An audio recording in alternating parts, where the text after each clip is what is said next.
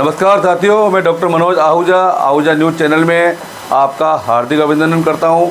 आज हम आपके लिए लेकर के आए हैं अजमेर ब्यावर केकड़ी से संबंधित महत्वपूर्ण खबरें तथा कानून की विशेष जानकारियां, जो कि आहूजा न्यूज़ बुलेटिन का मुख्य उद्देश्य है। आपको बता दें, आहूजा न्यूज़ चैनल का मुख्य उद्देश्य आपको कानून की विशेष जानकारियाँ देना है, क्षेत्र की समस्याओं की आपको जानकारी देना है, साथ ही आपके साथ कोई समस्या है तो उसको उचित मंच तक पहुंचाना हमारा मुख्य उद्देश्य है। इन्हीं उद्देश्यों के साथ आहूजा न्यूज़ चैनल लगातार प्रगति और आगे बढ़ रहा है।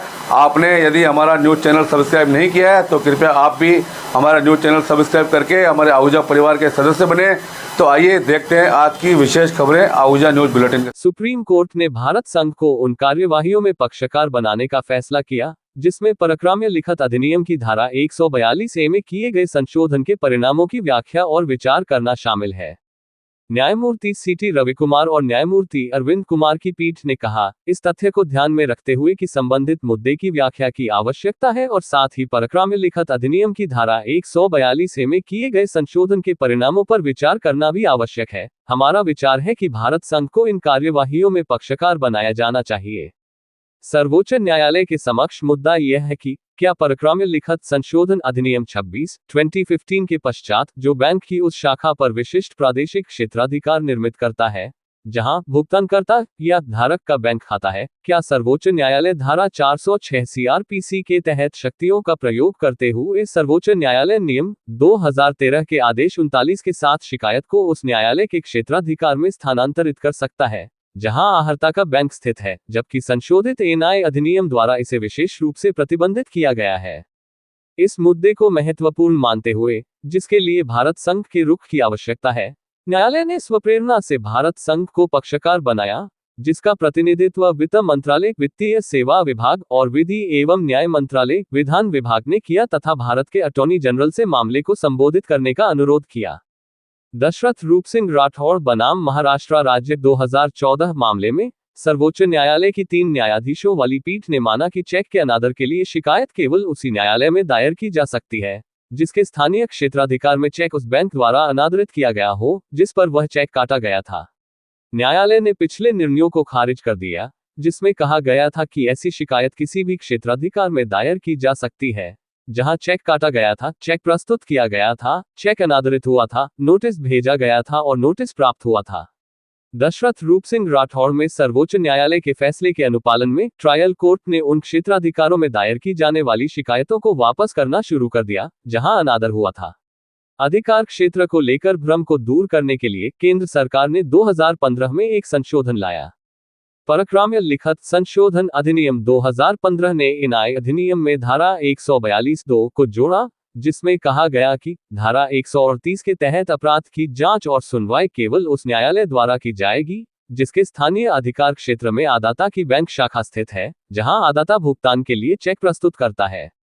धारा 142A को अधिनियम में जोड़ा गया था ताकि सभी लंबित शिकायतों को धारा 142(2) के अनुसार अधिकार क्षेत्र वाले न्यायालयों में स्थानांतरित किया जा सके। धारा 142A में 2015 का संशोधन संविधान के अनुच्छेद 14 और 21 का उल्लंघन करता है, क्योंकि यह न्याय तक पहुंच को प्रभावित करता है, एमिकस क्यूरी ने कहा। वरिष्ठ अधिवक्ता श्री सिद्धार्थ लूथरा, जिन्हें न्यायालय द्वारा इस मामले में न्याय मित्र नियुक्त किया गया था, ने प्रस्तुत किया कि NI अधिनियम की धारा 142A में 2015 का संशोधन संविधान के अनुच्छेद 14 और 21 का उल्लंघन करता है, क्योंकि यह चेक जारी करने वाले आरोपी को बिना किसी कठिनाई के अपना बचाव करने के लिए न्याय तक समान पहुंच प्रदान नहीं करेगा, जो निष्पक्ष सुनवाई पाने के उसके अधिकार के विरुद्ध है। श्री लूथरा ने तर्क दिया कि संसद ने आरोपी व्यक्ति के न्याय तक पहुंच के अधिकार पर विचार किए बिना अधिनियम में एक तरफा संशोधन पारित किया है, क्योंकि कानून चेक प्राप्तकर्ता धारक शिकायतकर्ता को न्याय तक आसान पहुंच प्रदान करता है ताकि वह उस न्यायालय में शिकायत दर्ज कर सके जहां प्राप्तकर्ता का बैंक खाता है, और चेक जारी करने वाले आरोपी को शिकायतकर्ता के समान न्याय तक पहुंच से वंचित करके कठिनाई पैदा की है। चूंकि आरोपी को नियमित रूप से न्यायालय के समक्ष उपस्थित होकर अपना बचाव करना होता है, इसलिए श्री लूथरा ने तर्क दिया कि आरोपी को विभिन्न अधिकार क्षेत्रों में उपस्थित होकर मुकदमे का सामना करने में बहुत कठिनाई होगी, क्योंकि संशोधन अधिनियम में शिकायतकर्ता के बैंक खाते वाले स्थानों पर आरोपी के विरुद्ध शिकायत दर्ज करने के पहलू पर कुछ नहीं कहा गया है। श्री लूथरा ने शिकायतकर्ता द्वारा अधिकार क्षेत्र तय करने के लिए उसे एक अनियंत्रित शक्ति प्रदान करके संशोधित प्रावधानों के दुरुपयोग के बारे में भी चिंता जताई। उन्होंने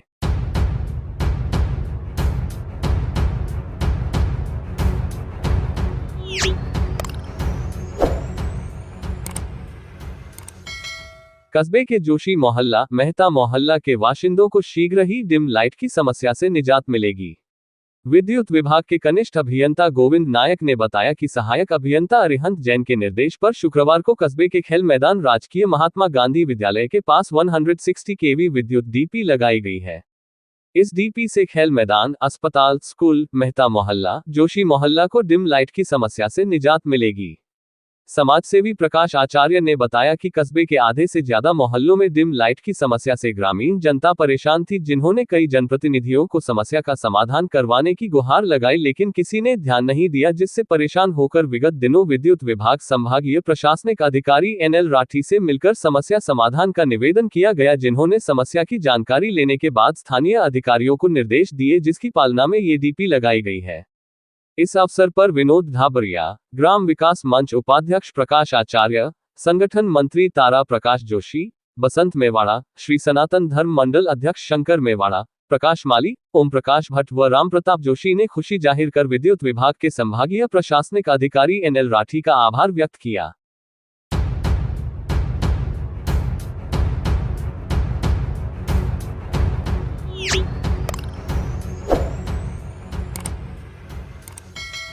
राजस्थान उच्च न्यायालय के न्यायाधिपति ने 20 साल की सजा के आरोपी सतीश कुमार पुत्र मदनलाल निवासी चक सवाई माधोपुरा थाना रामगढ़ पचवारा जिला दौसा की ओर से प्रस्तुत अपील की सुनवाई करते हुए अपील के निस्तारण तक जमानत पर रिहा करने के आदेश पारित किए हैं।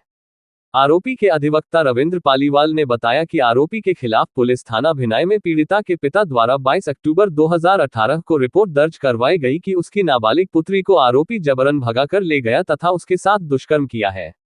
पीड़िता ने भी उक्त कथनों की पुष्टि करते हुए उसके साथ बलात्कार करने का कथन किया, जिस पर आरोपी के खिलाफ पुलिस थाना रामगढ़ पचवास द्वारा भारतीय दंड संहिता की धारा 376(3) तथा पोक्सो अधिनियम की धारा 3 व 4 में आरोप पत्र पेश किया गया, जिसमें अभियोजन की तरफ से 9 गवाहों के बयान व 27 दस्तावेज पेश किए गए।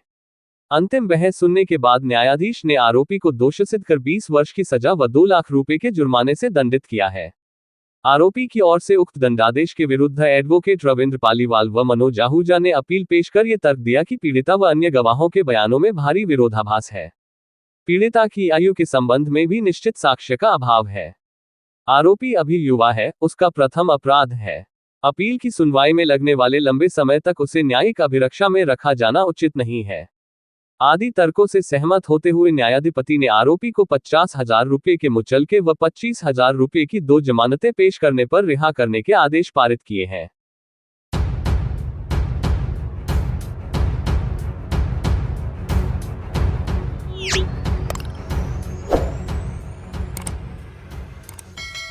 राजस्थान में बाल विवाह निषेध कानून और सरकार की ओर से उठाए गए तमाम प्रयासों के बावजूद बाल विवाह, चाइल्ड मैरिज नहीं रुक पा रहे हैं। यही वजह है कि अब राजस्थान हाई कोर्ट ने राज्य की भजनलाल सरकार बाजनलाल गवर्नमेंट को बाल विवाह नहीं होने देने के लिए जरूरी और गंभीर कदम उठाने के लिए दिशा निर्देश जारी किए हैं।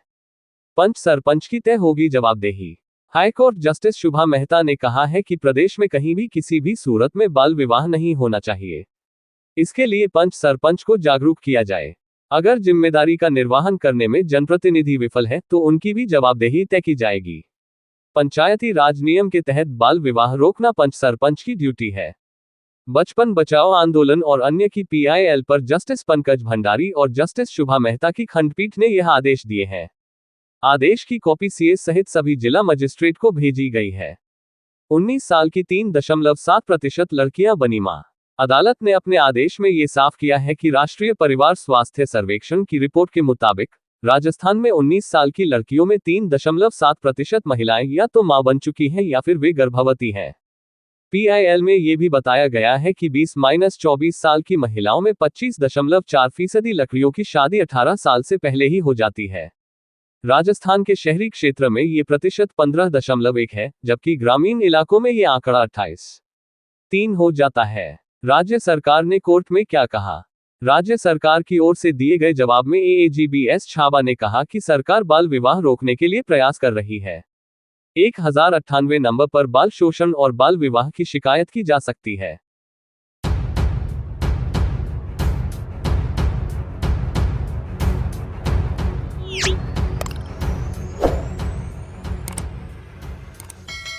राजस्थान उच्च न्यायालय जयपुर के राजकीय अधिवक्ता का कल जन्मदिन होने तथा आज वैवाहिक वर्षगांठ होने से दोनों ही आयोजन के अवसर पर शुक्रवार को अधिवक्ता रविंद्र पालीवाल के सानिध्य में समारोह का आयोजन कर जन्मदिन हर्षोल्लास के साथ मनाया। मीना के साथ ही अधिवक्ता महेंद्र शर्मा ने बताया कि उनके अजीज मित्र लक्ष्मण मीना जी के जन्मदिन के अवसर पर अधिवक्ता साथियों ने उनके चैम्बर में पहुंचकर सरप्राइज पार्टी देते हुए उनका अभिनंदन कर उन्हें बधाई व शुभकामनाएं दी। अधिवक्तागण के सानिध्य में लक्ष्मण मीना का केक काटकर उन्हें बधाई व शुभकामनाएं तथा आशीर्वाद दिया। इस मौके पर अधिवक्ता मनोज आहूजा ने उन्हें राजस्थानी पगड़ी व दुपट्टा पहनाकर अभिनंदन करते हुए उज्जवल भविष्य के लिए मंगल कामना की। इस अवसर पर आयोजित कार्यक्रम में उपस्थित एडवोकेट हेमंत गुप्ता ने कहा कि जन्मदिन मनाने की इस परिपाटी से न केवल आपसी रिश्तों में प्रगाढ़ता उत्पन्न होती है बल्कि एक सौहार्दपूर्ण वातावरण के साथ जिस प्रकार से काम किया जाता है उसका परिणाम भी सार्थक रूप से देखने को मिलता है। हाईकोर्ट परिसर में स्थित बी ब्लॉक में आज मीना का जन्मदिन मनाकर उसका अभिनंदन कर अन्य अधिवक्ता साथियों के लिए प्रेरणा के स्रोत के रूप में काम किया है। इस मौके पर एडवोकेट राहुल तिवारी ने कहा कि अधिवक्ता लक्ष्मण मीना लंबे समय से हाईकोर्ट में प्रैक्टिस कर रहे हैं, जो कि एक संघर्षशील, व्यवहार कुशल और मृदुभाषी व्यक्तित्व के धनी अधिवक्ता हैं। अपने चेहरे पर सदैव मुस्कान रखते हुए सभी साथियों का आदर सम्मान करते हैं। उनके इसी व्यवहार की वजह से वो हाईकोर्ट बार में अपनी विशिष्ट पहचान रखते हैं। आज जन्मदिन के अवसर पर उनके इसी व्यवहार का रिटर्न गिफ्ट अधिवक्ता साथियों द्वारा उनका जन्मदिन मनाकर दिया गया है। इस अवसर पर कार्यक्रम में advocate Ravindra Paliwal, advocate Rahul Tiwari, advocate Mahendra Sharma, advocate Vipul Jaiman, advocate Rajendra Gautam, advocate Manoj Ahuja, advocate Hemant Gupta, advocate Vidyut Gupta, advocate Abhishek Haiwar, advocate Manish Sharma सहित कई अधिवक्ता मौजूद रहे। इस मौके पर अधिवक्ता लक्ष्मण मीना ने सभी वरिष्ठ अधिवक्ता साथियों का आशीर्वाद लेते हुए आभार व्यक्त किया और कहा कि भविष्य में भी इसी प्रकार का प्यार, आशीर्वाद और मार्गदर्शन बनाए रखना।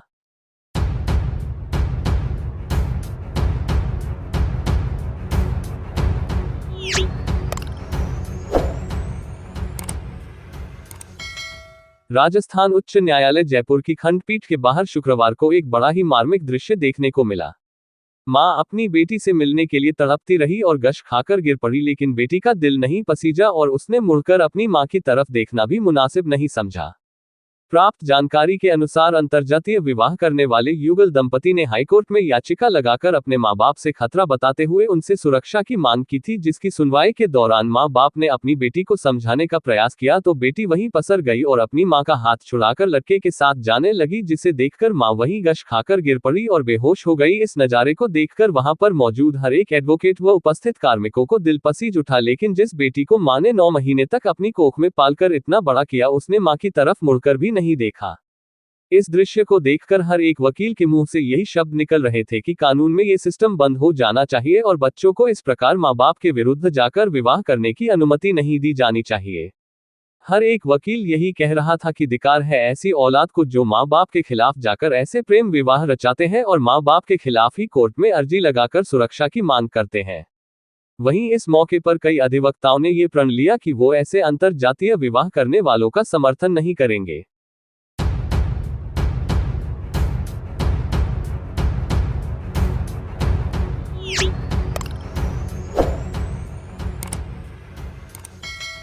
केकड़ी शहर पुलिस ने जिला स्पेशल टीम के साथ मिलकर संयुक्त कार्यवाही करते हुए 1 किलो गांजा जब्त किया है तथा एक व्यक्ति को अवैध रूप से गांजा सप्लाई करने के मामले गिरफ्तार करने में कामयाबी हासिल की है। आरोपी चिकित्सालय के बाहर चाय की थड़ी संचालित करता था, जो चाय की थड़ी की आड़ में गांजे सप्लाई कर रहा था। थानाधिकारी घोलाराम ने बताया कि पुलिस अधीक्षक विनीत कुमार बंसल के निर्देश पर मादक पदार्थों की रोकथाम के लिए अतिरिक्त पुलिस अधीक्षक रामचंद्र सिंह व पुलिस उपाधीक्षक हर्षित शर्मा के सुपरविजन में विशेष अभियान चलाया जा रहा है। शुक्रवार को पुलिस टीम को जरिए टेलीफोन की सूचना मिली। मेवदाकला चिकित्सालय के बाहर एक युवक गांजा बेचता है। सूचना के बाद पुलिस जाब्ता मौके पर पहुंचा। पुलिस को देख थड़ी पर कार्य कर रहा एक युवक भागने लगा, जिस पर पुलिस ने उसे पकड़ लिया तथा पूछताछ करते हुए तलाशी ली तो व्यक्ति के पास से 1040 ग्राम अवैध गांजा बरामद हुआ। पूछताछ में आरोपी ने अपना 54 वर्षीय जितेंद्र छिपा पुत्र रतनलाल छिपा निवासी मेवदाकला हाल निवासी भाग्योदय नगर अजमेर रोड केकेडी बताया। पुलिस ने आरोपी जितेंद्र छिपा को एनडीपीएस एक्ट की विभिन्न धाराओं में गिरफ्तार कर लिया है। कार्यवाही करने वाली पुलिस टीम में शहर थानाधिकारी घोलाराम, जिला स्पेशल टीम के हेड कांस्टेबल राजेश, केदार सिंह, रामराज, सागर व केकेडी शहर थाना पुलिस के तेजमल, पंकज, राकेश व साइबर सेल के गजराज व शिवजीराम शामिल थे।